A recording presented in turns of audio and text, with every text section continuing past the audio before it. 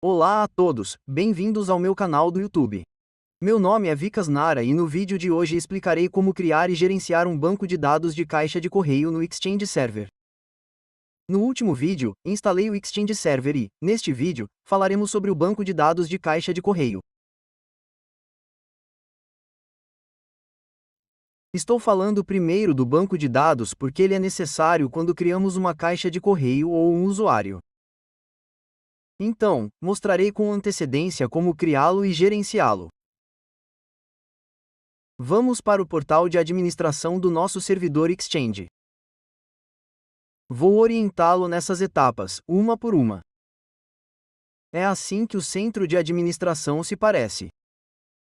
Aqui, nosso usuário administrador está conectado como administrador. Tudo bem, configurei isso no último vídeo. Esta é a URL localhost, CP. Ao chegar aqui, também demonstrarei como fazer logout para mostrar que você se desconectou. Este é o nosso usuário e a senha aqui é a mesma que sua senha de login. A mesma senha se aplica aqui. Entendeu? Acabei de fazer login aqui como usuário administrador. Tudo bem. Você verá várias opções na barra lateral aqui. Então, o que você precisa fazer para criar um banco de dados? Você precisará ir para a seção do servidor. Por padrão, há um servidor aqui que já criamos. Sua versão e outros detalhes são visíveis aqui. Entendido? Este é o nome dele. Verifique o nome. Em seguida, passamos para a seção de bancos de dados. Aqui, um banco de dados é criado por padrão junto com seu nome e o servidor em que está ativo, que é o nosso servidor.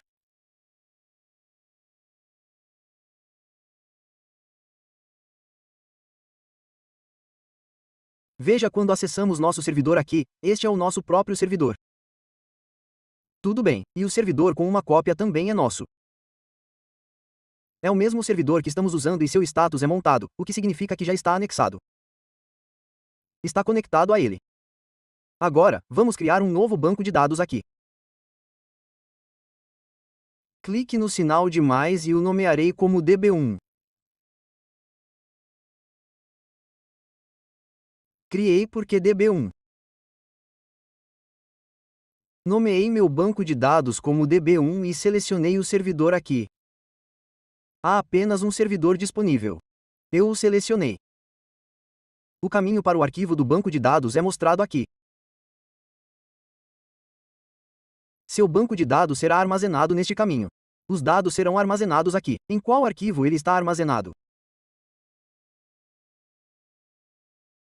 Esse arquivo tem uma extensão. É onde o banco de dados é armazenado. Entendeu? Por exemplo, você pode ter usado meus arquivos MySQL ou DB do Form. Bancos de dados diferentes têm extensões de arquivo diferentes. A extensão dele é EDB. Tudo bem, e o caminho para a pasta de log também é mostrado aqui. É quase o mesmo. Ok. Este é o caminho. Você pode alterá-lo agora se quiser. Você não pode modificá-lo depois no painel. Tudo bem. Você quer montá-lo agora ou deixá-lo desmontado? Se você deixá-lo desmontado, você pode montá-lo mais tarde ou marcá-lo agora e ele será montado quando você salvar. Isso significa que ele se conectará ao servidor. Você também pode montá-lo depois de criá-lo. Entendeu? Assim que cliquei em salvar, apareceu um aviso dizendo que você precisa reiniciar os serviços. Isso se refere ao serviço de armazenamento de informações do Microsoft Exchange. Isso ocorre porque você criou um novo banco de dados. Então vá para a seção de serviços digitando serviços aqui. O que você precisa fazer após abrir os serviços?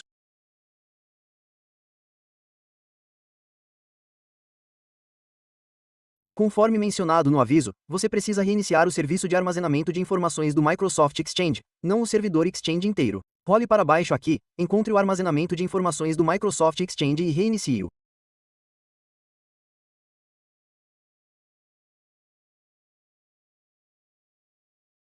Certo. Deixe-o reiniciar. Ele foi reiniciado. Vou minimizar isso agora. Tudo bem. Agora mostrarei a pasta onde nosso banco de dados está armazenado. Vou navegar aqui. Vá para Arquivos de Programas. Vá para a pasta Microsoft e clique em Servidor Exchange. Em seguida, vá para V15. Certo. Aqui você encontrará uma pasta chamada Caixa de Correio. Você precisa vir aqui. Esta é a pasta padrão do banco de dados que foi criada automaticamente. Esta é a pasta dele. Esta é a que acabei de criar porque DB1.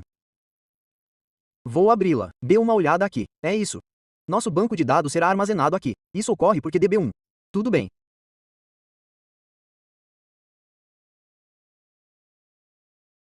Todos os nossos dados, como e-mails, serão armazenados aqui. Certo, e aqui você encontrará endereços e outros detalhes.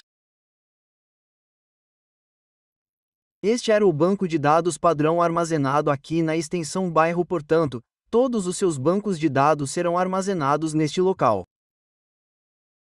Como alternativa, durante a criação, você pode alterar o caminho do arquivo ou da pasta.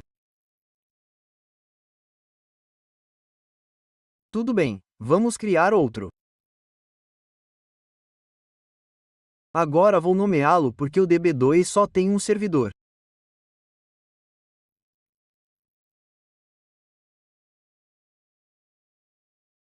Este é o que eu criei e vou deixá-lo desmontado. Primeiro, clicarei em salvar aqui. Ele está me pedindo para reiniciar novamente. Então, vou reiniciá-lo também. Tudo bem. Eu iniciei a reinicialização. Ele foi reiniciado. Agora, olhe aqui. O status de dois bancos de dados é montado, enquanto um está desmontado porque eu não o montei. Você pode montá-lo selecionando e clicando nos 3 pontos. Um aviso pergunta se você deseja montá-lo. Vou montá-lo agora. Tudo bem, vamos verificar novamente. Veja, este banco de dados agora está listado aqui e será armazenado naquele local. Certo. Suponha que você criou 2 ou 3 bancos de dados. Como você os gerencia depois? Por exemplo, se você criou o Vicas DB1, selecione-o aqui e clique em Editar. Se quiser excluí-lo, basta clicar no botão Excluir. Entendeu? Se eu quiser editá-lo, clicarei em Editar. Qual é o caminho dele aqui? Quando foi o último backup? O status da montagem está montado. Tudo bem. Quais servidores estão associados a ele? Em seguida, vá para a guia de manutenção. Aqui, a manutenção é habilitada por 24 horas. Você pode selecionar um destinatário aqui para decidir qual e-mail deve receber notificações relacionadas ao banco de dados. No momento, temos apenas uma opção. Esse é o e-mail do administrador. As notificações serão enviadas para esse e-mail. Por exemplo, se houver um e-mail relacionado à manutenção, você pode escolher para onde enviá-lo aqui. Se você tiver vários e-mails, como para administrador ou suporte, pode selecionar esses dois. Tudo bem. Em seguida, passamos para a guia de limites.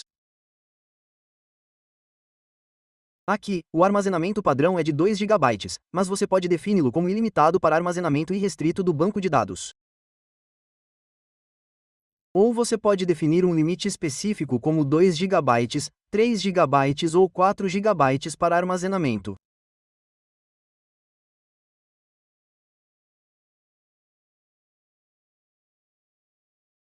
Por exemplo, você pode limitar o armazenamento de dados de envio a 2 GB.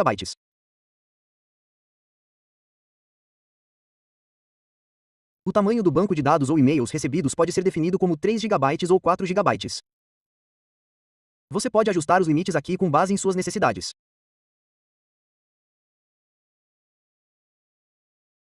Se um item for excluído do banco de dados, você poderá recuperá-lo em 14 dias por padrão. Você pode estender isso para 20 ou 30 dias, se necessário.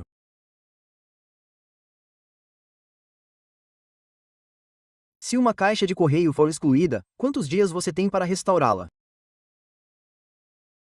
Você também pode definir esses limites aqui. Entendido?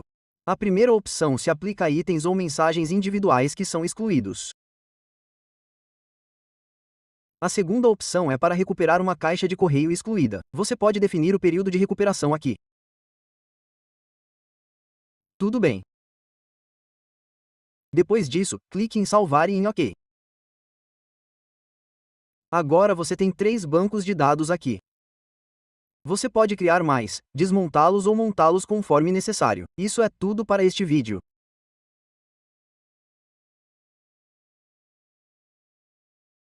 No próximo vídeo, quando adicionarmos usuários e caixas de correio, esses bancos de dados serão úteis.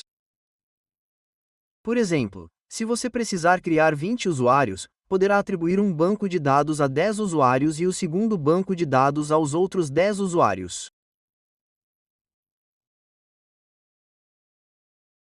Dessa forma, seus bancos de dados permanecerão separados. Se houver um problema com um banco de dados, o outro não será afetado. Tudo bem, isso é tudo para este vídeo. No próximo vídeo, falaremos sobre caixas de correio. Criaremos caixas de correio, as modificaremos e as gerenciaremos. Isso é tudo para este vídeo. Se você ainda não se inscreveu no meu canal do YouTube, inscreva-se. E obrigado por assistir.